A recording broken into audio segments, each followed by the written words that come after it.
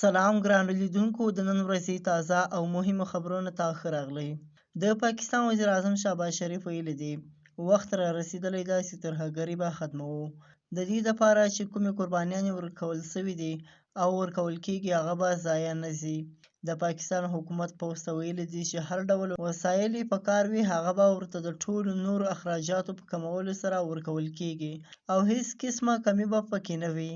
بلې خواته په لاهور کې د لاهور عدالت فرمان آصف نومي تن په برطانیه کې د جعلي خبرونو د فساد د مقدمې نه بری کړی دی.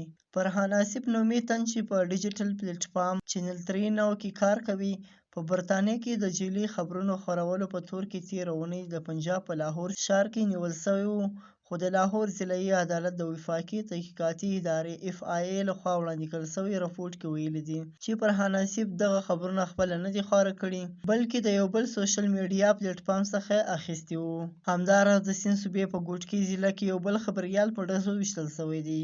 د خبریالو تنظیمونو یا د پیښې غندلې ده.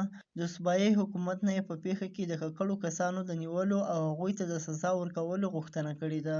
بل خواته د پښتون ژغورنې غورځنګ مشر منظور پښتون د 11 اکتوبر قامي عدالت یا جرګې لپاره په وطن کې په بیلابیلو سیمو کې کمپاینونه روان دي. یاده دې وي چې منظور پښتون د دې له مخه مختلفو پارټیانو ته دعوتنامې ورکړې وي.